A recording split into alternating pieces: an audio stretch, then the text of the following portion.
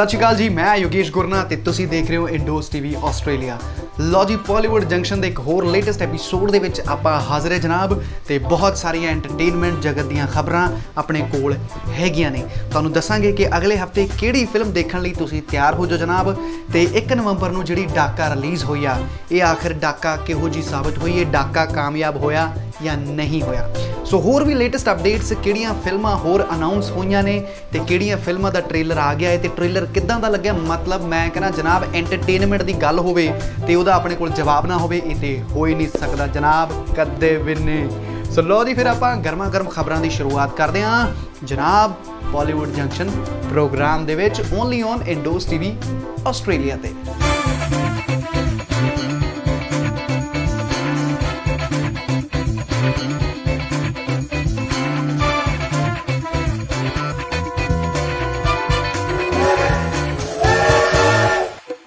सो लो जी बाबिओ, हुण आपां गल करदे हां सब तो पहला 1 नवंबर नूं जिहड़ा डाका पिया है। ये डाका होर किते नहीं पिया, ये डाका मारिया गिप्पी गरेवाल, राणा रणवीर ते बलजीत सिंह दिओ ने। ते मतलब बलजीत सिंह दिओ ने डाका मरवाया है क्योंकि उन्होंने फिल्म नूं डायरैक्ट 1 नवंबर नूं ये फिल्म रिलीज़ हुई है जी। ते फिल्म ने जिहो जिहा मतलब एक्सपैक्ट कर रहा सी मैं फिल्म तो, बिकॉज मैं जट जेम्स बॉन्ड देखी सी, ਉਹਦੇ ਵਿੱਚ भी गिप्पी गरेवाल ते ਜ਼ਰੀਨ खान नज़र आई सी सानू। ते ਉਹਦੀ स्टोरी जिवें कि मैं कह सकदा कि पार्ट 2 ਮੰਨਿਆ जा रहा है डाका नूं, ते एक तरह का पार्ट 2 ही मैनू लगी। पर अगर मैं गल करा जट जेम्स बॉन्ड के मुकाबले ये फिल्म बहुत ही ज़्यादा बेहतर है जी। टैक्नीकैलिटी के पक्षों भी गल करा, एक्शन पक्षों भी गल करा, गिप्पी गरेवाल की एक्टिंग पक्ष तो भी गल करा, तो ये डाका ਉਹਦੇ ਨਾਲੋਂ काफ़ी ज़्यादा बेहतर फिल्म। पुष्पा कौन है? कौन है पुष्पा? मैं कह रहा हूँ who is Pushpa? On the lonely Pushpa कैस कट। हालांकि पहला ये चर्चे हो रहे सी कि जट जेम्स बॉन्ड 2 ਇਹਦਾ नाम जट जेम्स बॉन्ड 2 ही रख देना चाहिए सी, बिकॉज सेम जी कास्ट आ, सेम हीरो हीरोइन। तो जनाब खास तौर पर चर्चा का विषय इस फिल्म के गाना बनया कि पावें फुलकारी उत्ते वेल बूटियां।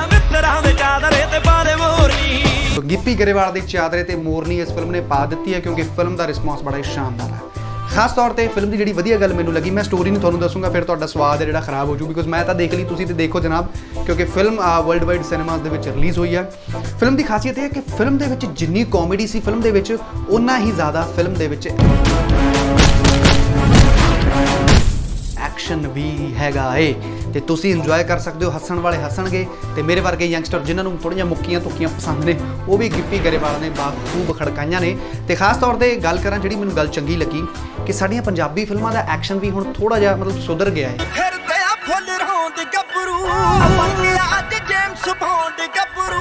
मतलब फेक जे एक्शन नहीं लगता है साउथ दी फिल्मां ते बॉलीवुड दी फिल्मां जिवें आपां एक्शन दे विच परफैक्शन देखते हैं ना, तो उदां दी ही एक्शन परफैक्शन साडे पंजाबी सिनेमा दे विच भी नज़र आउण लग गई है। तो डाका दा जदों तुसीं एक्शन देखोगे वाकई तुहानूं रियल लगूगा। तो गिप्पी गरेवाल की एक्टिंग भी दिन ब दिन बहुत सोहनी हुंदी जा रही है। 2.5 लाख किवें इकट्ठा कर लोगे? 2.5 लाख का लोन लेना। ITR दसो कितनी भरदे? इनकम हुंदी तां लोन लैण क्यों आउंदे? ते ये जिहड़ा डाका है बड़ा ही शानदार डाका पिया है, ते मैनूं लगदा भी इस डाके का हिस्सा तुहानूं सारिआं नूं बनना चाहिए। ते तुसीं दुनिया के जिस भी कोने दे विच रहंदे हो, डाका देखनी चाहिए है, बिकॉज वाकई शानदार मूवी बनाई है गिप्पी गरेवाल ने। ते इंडोस टीवी वालों इस फिल्म नूं मिलदे ने 5 दे विचों 4 स्टार जनाब। सो डाका देखनी ना भुल्लिओ। मैं करदा कुछ होर गल्लां, आउने फिर वापस। सो लो जी, अपना बॉलीवुड जंक्शन जारी है जी। तो बॉलीवुड जंक्शन के मैंने तो बड़ा नज़ारा आता जो मैं एंटरटेनमेंट जगत दीयां गल्लां तुहाडे नाल शेयर करदा, बिकॉज मेरे तो DNA दे विच एंटरटेनमेंट है जिहड़ा वो वसिया होया है। तो हुण मैं गल करदा ट्रेलर दी। टीज़र बारे आपां पिछले एपीसोड दे विच डिस्कस कीता सी। टीज़र मैनूं बहुत पसंद आया सी, बिकॉज थोड़ा जिहा कुछ अलग देखण नूं मैनूं मिलिया।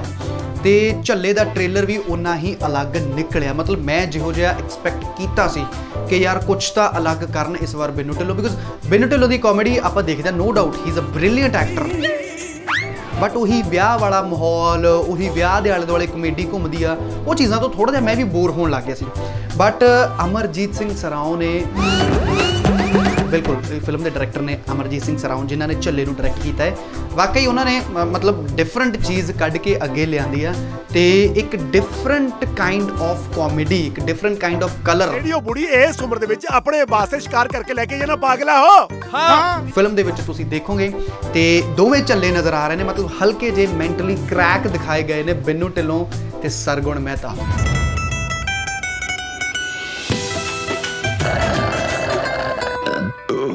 ਤੇ ਬਾਕੀ ਜ਼ਬਰਦਸਤ ਕਲਾਕਾਰਾਂ ਦੇ ਨਾਲ ਫਿਲਮ ਭਰੀ ਹੋਈ ਹੈ ਤੇ ਟ੍ਰੇਲਰ ਕੁਝ ਹਟ ਕੇ ਲੱਗਿਆ। ਇੱਕ ਦੂਜੀ ਗੱਲ ਕਿ ਗੈਗਸ ਦੇ ਨਾਲ ਭਰੀਆਂ ਹੋਈਆਂ ਫਿਲਮਾਂ ਪਹਿਲਾਂ ਆਪਾਂ ਦੇਖੀਆਂ ਨੇ ਕਾਮੇਡੀ ਦੇ ਵਿੱਚ, ਪਰ ਇਹ ਕੁਝ ਇੰਟੈਲੀਜੈਂਟ ਕਾਮੇਡੀ ਮੈਨੂੰ ਟ੍ਰੇਲਰ ਦੇ ਵਿੱਚ ਨਜ਼ਰ ਆਈ ਤੇ ਇੱਕ ਇੰਟੈਲੀਜੈਂਟ ਕਨਸੈਪਟ ਨਜ਼ਰ ਆਇਆ ਜਿਸ ਨੂੰ ਬੜੇ ਨੀਟ ਐਂਡ ਕਲੀਨ ਤਰੀਕੇ ਦੇ ਨਾਲ ਸ਼ੂਟ ਕੀਤਾ ਗਿਆ। ਇਹ ਟ੍ਰੇਲਰ ਦੇ ਵਿੱਚੋਂ ਮੈਂ ਚੀਜ਼ ਅਬਜ਼ਰਵ ਕੀਤੀ ਹੈ। ਇੱਕ ਹੋਰ ਖਾਸ ਗੱਲ, ਬੈਕਗ੍ਰਾਉਂਡ ਸਕੋਰ ਜਿਹਨੂੰ ਬੈਕਗ੍ਰਾਉਂਡ ਮਿਊਜ਼ਿਕ ਵੀ ਕਹਿ ਦਿੰਦੇ ਆਪਾਂ, ਸੀਨ ਟੂ ਸੀਨ ਬੜਾ ਹੀ ਅੱਛਾ ਸਿੰਕ ਕੀਤਾ ਗਿਆ ਹੈ। ਤੇ ਨਾਰਮਲੀ ਸਾਡੀਆਂ ਜਿਹੜੀਆਂ ਪੰਜਾਬੀ ਫਿਲਮਾਂ ਦੇ ਵਿੱਚ ਜਿਹੜਾ ਬੈਕਗ੍ਰਾਉਂਡ ਮਿਊਜ਼ਿਕ ਜਾਂ ਬੈਕਗ੍ਰਾਉਂਡ ਸਕੋਰ ਚੱਲਦਾ ਉਹ ਕਾਮਨ ਜਿਹਾ ਹੁੰਦਾ, ਬਟ ਇਸ ਦੇ ਵਿੱਚ ਬਿਲਕੁਲ ਹੀ ਡਿਫਰੈਂਟ, ਜਿੱਦਾਂ ਕਿ ਹਰ ਇੱਕ ਸੀਨ ਦੇ ਲਈ ਕ੍ਰੀਏਟ ਕੀਤਾ ਗਿਆ ਹੋਵੇ। ਇਨਸਾਨਾਂ ਵਾਂਗੂ ਦੁੱਧ ਨਹੀਂ ਪੀ ਸਕਦਾ, ਪ੍ਰੋਬਲਮ ਹੈ ਤੈਨੂੰ ਕੋਈ? ਇਹ ਹਟਦਾ ਨਹੀਂ ਜੀ। ਮੁੱਛਾਂ ਥੱਲੇ ਕਰ। ਹਾਂਜੀ ਮੁੱਛਾਂ ਥੱਲੇ ਕਰ। ਬਾਕੀ ਬਿੰਨੂ ਢਿੱਲੋਂ ਪ੍ਰੋਡਕਸ਼ਨ ਹੈ ਜੀ। ਬਿੰਨੂ ਢਿੱਲੋਂ ਵੀ ਹੁਣ ਕਾਫੀ ਜ਼ਿਆਦਾ ਇੰਟੈਲੀਜੈਂਟ ਹੋ ਗਏ ਨੇ, ਆਪਣੀਆਂ ਫਿਲਮਾਂ ਨੂੰ ਲੈ ਕੇ ਬਹੁਤ ਸੀਰੀਅਸ ਰਹਿੰਦੇ ਨੇ, ਭਾਵੇਂ ਐਜ਼ ਐਨ ਐਕਟਰ ਨੇ ਪਰ ਟੈਕਨੀਕੈਲਿਟੀ ਦੇ ਵਿੱਚ ਵੀ ਉਹ ਪੂਰਾ ਯੋਗਦਾਨ ਦਿੰਦੇ ਨੇ ਤੇ ਉਹਦਾ ਅਸਰ ਝੱਲੇ ਦੇ ਟ੍ਰੇਲਰ ਦੇ ਵਿੱਚ ਨਜ਼ਰ ਆ ਰਿਹਾ। ਸੌਰੀ ਜੀ ਲੇਟ ਹੋ ਗਏ। ਸੋ ਹੁਣ ਇੰਤਜ਼ਾਰ ਹੈ ਜੀ ਜਲਦੀ ਫਿਲਮ ਰਿਲੀਜ਼ ਹੋਵੇ ਤੇ ਆਪਾਂ ਸਾਰੇ ਫਿਲਮ ਦੇਖੀਏ। ਤੇ ਝੱਲੇ ਦੇ ਟ੍ਰੇਲਰ ਨੂੰ ਮੈਂ ਕਹੂੰਗਾ ਜੀ ਕਿ 5 ਦੇ ਵਿੱਚੋਂ 4.5 ਸਟਾਰ ਬਣਦੇ ਆ ਜੀ। ਸੋ ਵੈਸੇ ਤਾਂ 5 ਦੇ ਵਿੱਚੋਂ 5 ਵੀ ਆਪਾਂ ਦੇ ਸਕਦੇ ਹਾਂ, ਪਰ ਖੈਰ ਚਲੋ 5 ਦੇ ਵਿੱਚੋਂ 4.5 ਦੇ ਦਿੰਦੇ ਆ, ਕਿਉਂਕਿ ਵਾਕਈ ਬੜਾ ਖੂਬਸੂਰਤ ਤੇ ਬੜਾ ਸ਼ਾਨਦਾਰ ਝੱਲੇ ਫਿਲਮ ਦਾ ਟ੍ਰੇਲਰ ਮੈਨੂੰ ਲੱਗਿਆ। ਇੰਡੋਜ਼ ਟੀਵੀ ਵੱਲੋਂ 5 ਦੇ ਵਿੱਚੋਂ 4.5 ਤਾਂ ਬਣਦੇ ਆ ਜੀ। ਬਾਲੀਵੁੱਡ ਜੰਕਸ਼ਨ ਦੇ ਵਿੱਚ ਹੁਣ ਗੱਲ ਕਰਦੇ ਹਾਂ 2020 ਦੇ ਵਿੱਚ ਰਿਲੀਜ਼ ਹੋਣ ਵਾਲੀ ਅਗਲੀ ਫਿਲਮ ਦੀ। 2020 ਦੀਆਂ ਵੈਸੇ ਆਲਮੋਸਟ ਸਾਰੀਆਂ ਡੇਟਾਂ ਜਨਾਬ ਬੁੱਕ ਹੋ ਚੁੱਕੀਆਂ ਨੇ ਤੇ ਕਹਿ ਸਕਦੇ ਹਾਂ ਕਿ ਅਗਲੇ ਸਾਲ ਵੀ ਫਿਲਮਾਂ ਦੇ ਨਾਲ ਭਰਿਆ ਹੋਇਆ ਪੰਜਾਬੀ ਸਿਨੇਮਾ ਸਾਨੂੰ ਮਿਲੂਗਾ। ਸੋ ਜ਼ਿੱਦੀ ਜੱਟ ਅਗਲੀ ਫਿਲਮ ਜਿਹਨੂੰ ਡਾਇਰੈਕਟ ਕਰ ਰਹੇ ਨੇ ਸਿਮਰਨਜੀਤ ਸਿੰਘ ਹੁੰਦਲ, ਜਿਨ੍ਹਾਂ ਨੇ ਫਿਲਮ ਬਣਾਈ ਸੀ 2016-17 ਦੇ ਵਿੱਚ ਮੇਬੀ ਪੁੱਤ ਜੱਟਾਂ ਦੇ ਫਿਲਮ ਸ਼ਾਇਦ ਉਸ ਤੋਂ ਵੀ ਪਹਿਲਾਂ ਆਈ ਸੀ, ਐਗਜ਼ੈਕਟ ਮੈਨੂੰ ਯਾਦ ਨਹੀਂ, ਬਟ ਉਹਨਾਂ ਨੇ ਫਿਲਮ ਬਣਾਈ ਸੀ ਪੁੱਤ ਜੱਟਾਂ ਦੇ, ਜਿਹਦੇ ਵਿੱਚ ਸਿੱਪੀ ਗਿੱਲ ਨਜ਼ਰ ਆਏ ਸੀ ਤੇ ਗਾਣਾ ਮਸ਼ਹੂਰ ਹੋਇਆ ਸੀ ਕਰਮਜੀਤ ਅਨਮੋਲ ਦਾ, ਯਾਰਾ ਵੇ ਯਾਰਾ ਵੇ ਯਾਰਾ ਯਾਰਾ ਵੇ ਯਾਰਾ। ਸੋਹਣਿਆ ਸਜਣਾ ਸਾਹਮਣੇ ਆ ਕੇ ਬੈਠਾ ਰਹਿ, ਅੱਖੀਆਂ ਦੇ ਵਿੱਚ ਅੱਖੀਆਂ ਪਾ ਕੇ ਬੈਠਾ ਰਹਿ। ਸੋ ਇਹ ਫਿਲਮ ਹੁਣ ਉਹ ਡਾਇਰੈਕਟ ਕਰਨਗੇ ਜੀ, ਲਿਖੀ ਵੀ ਉਹਨਾਂ ਨੇ ਆ, ਸਕਰੀਨ ਪਲੇ ਵੀ ਉਹਨਾਂ ਦਾ ਹੀ ਆ ਤੇ ਫਿਲਮ ਦੇ ਵਿੱਚ ਨਜ਼ਰ ਆਉਣਗੇ ਕੁਲਜਿੰਦਰ ਸਿੱਧੂ ਤੇ ਰਾਂਝਾ ਵਿਕਰਮ ਸਿੰਘ, ਜੋ ਕਿ ਸਾਨੂੰ ਨਜ਼ਰ ਆਏ ਸੀ ਫਿਲਮ ਮੋਟਰ ਮਿੱਤਰਾਂ ਦੀ, ਤੇ ਉਸ ਤੋਂ ਵੀ ਪਹਿਲਾਂ ਫਿਲਮ ਜਿਹੜੀ ਉਹਨਾਂ ਦੀ ਆਈ ਸੀ 25 ਕਿੱਲੇ। ਗੱਗੂ ਗਿੱਲ ਹੋਣਾ ਦੇ ਨਾਲ ਸਲਮਾਨ ਖਾਨ ਵਾਂਗ ਡੋਲੇ ਸ਼ੋਲੇ ਬਣਾਉਣ ਦਾ ਉਹਨਾਂ ਨੂੰ ਸ਼ੌਕ ਆ। ਆਈ ਹੋਪ ਤੁਹਾਨੂੰ ਥੋੜੀ ਜਿਹੀ ਉਹਨਾਂ ਦੀ ਇਮੇਜ ਤੁਹਾਡੇ ਮਾਈਂਡ 'ਚ ਆ ਗਈ ਹੋਣੀ ਆ ਰਾਂਝਾ ਵਿਕਰਮ ਸਿੰਘ ਦੀ।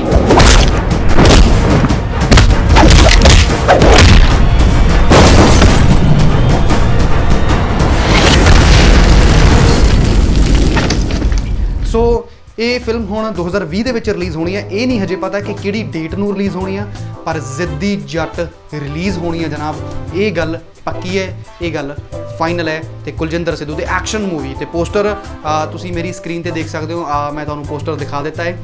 ਸੋ ਪੋਸਟਰ ਦੇ ਵਿੱਚ ਮਤਲਬ ਉਹਨਾਂ ਦੇ ਹੱਥਾਂ 'ਚ ਹਥਿਆਰ ਫੜੇ ਹੋਏ ਨਜ਼ਰ ਆ ਰਹੇ ਨੇ ਤੇ ਜਨਾਬ ਮੈਨੂੰ ਲੱਗਦਾ ਕਿ ਜ਼ਬਰਦਸਤ ਐਕਸ਼ਨ ਫਿਲਮ ਰਾਈਟ ਸਾਨੂੰ ਦੇਖਣ ਨੂੰ ਮਿਲੇਗੀ ਤੇ ਦੋਵੇਂ ਹੀ ਬਾਡੀ ਸ਼ਾਡੀ ਵਾਲੇ ਹੀਰੋ ਆ ਤੇ ਲੱਗਦਾ ਕੁਝ ਖੜਕੇ ਦੜਕੇ ਵਾਲੀ ਫਿਲਮ ਜ਼ਿੱਦੀ ਜੱਟ। ਬਾਕੀ ਜਿੱਥੇ ਜੱਟਾਂ ਦਾ ਨਾਂ ਹੋਵੇ ਜਨਾਬ ਉੱਥੇ ਲੜਾਈਆਂ ਛੜਾਈਆਂ ਤਾਂ ਹੋ ਹੀ ਜਾਂਦੀਆਂ ਨੇ।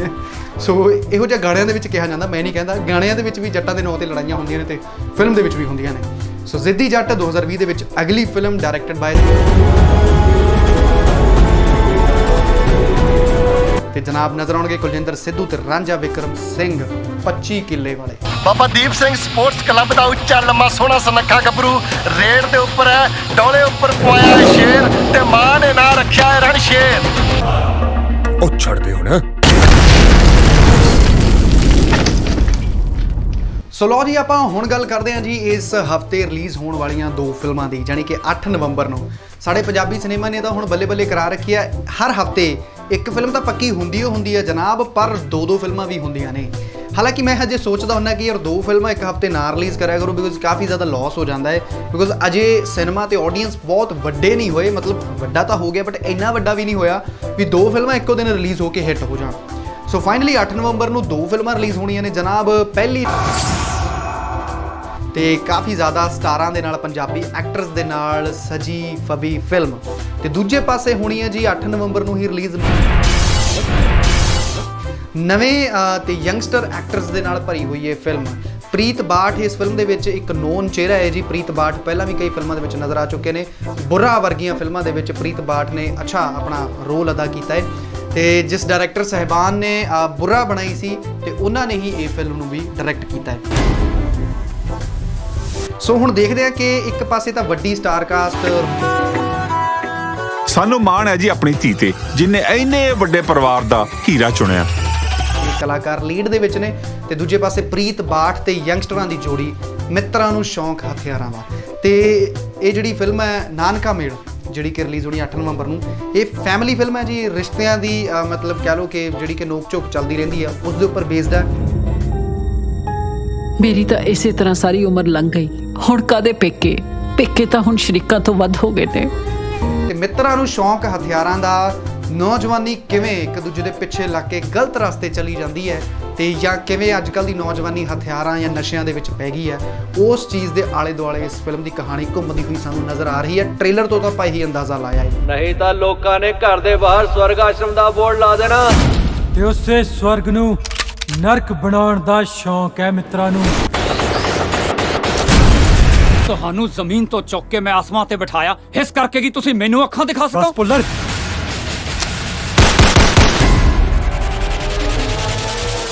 ਸੋ ਹੁਣ ਜਿਹੋ ਜਿਹਾ ਤੁਹਾਡਾ ਟੇਸਟ ਹੈ ਜੀ, ਤੁਸੀਂ ਉਹੋ ਜਿਹੀ ਫਿਲਮ ਦੇਖਿਓ। ਅਗਰ ਤੁਸੀਂ ਰਿਸ਼ਤਿਆਂ ਦੇ ਨਾਲ ਭਰੀ ਹੋਈ ਫਿਲਮ, ਨੋਕ ਝੋਕ ਵਾਲੀ ਫਿਲਮ ਦੇਖਣੀ ਚਾਹੁੰਦੇ ਹੋ ਤੇ ਨਾਨਕਾ ਮੇਲ 8 ਨਵੰਬਰ ਨੂੰ ਦੇਖ ਸਕਦੇ ਹੋ। ਤੇ ਜੇ ਤੁਸੀਂ ਐਕਸ਼ਨ ਥੋੜਾ ਜਿਹਾ ਮਤਲਬ ਲੱਤਾਂ ਮੁੱਕੀਆਂ ਚੱਲਦੀਆਂ ਹੋਈਆਂ ਦੇਖਣਾ ਚਾਹੁੰਦੇ ਹੋ ਤੇ ਫਿਰ ਮਿੱਤਰਾਂ ਨੂੰ ਸ਼ੌਂਕ ਹਥਿਆਰਾਂ ਦਾ। ਨਵੀਂ ਜਨਰੇਸ਼ਨ, ਯੰਗ ਜਨਰੇਸ਼ਨ, ਕੁਝ ਨਵੇਂ ਐਕਟਰਸ, ਨਵੇਂ ਚਿਹਰੇ ਤੁਹਾਨੂੰ ਕੱਲ੍ਹ ਨੂੰ ਨੇ ਜਿਹੜੇ ਉਹ ਮਿਲਣ ਜਾ ਰਹੇ ਨੇ ਜਨਾਬ। ਹੁਣ ਤੁਸੀਂ ਡਿਸਾਈਡ ਕਰ ਲਿਓ ਵੀ 8 ਨਵੰਬਰ ਨੂੰ ਤੁਸੀਂ ਕਿਹੜੀ ਦੇਖਣੀ ਹੈ। ਮੈਨੂੰ ਤਾਂ ਜੀ ਦੋਏ ਦੇਖਣੀਆਂ ਪੈਣੀਆਂ ਨੇ, ਬਿਕੋਜ਼ ਦੋਨਾਂ ਵਾਰੀ ਮੈਂ ਤੁਹਾਨੂੰ ਦੱਸਣਾ ਫਿਰ, ਬਿਕੋਜ਼ ਆਪਾਂ ਤਾਂ ਸਿਨੇਮਾ ਪ੍ਰੇਮੀ ਆ ਜੀ। ਮੈਂ ਵੀ ਕੋਸ਼ਿਸ਼ ਕਰੂੰਗਾ ਤੇ ਤੁਹਾਨੂੰ ਵੀ ਇਹੀ ਕਹੂੰਗਾ ਵੀ ਤੁਸੀਂ ਵੀ ਦੋਏ ਦੇਖ ਲਿਓ ਸਮਾਂ ਲੱਗੇ ਤਾਂ।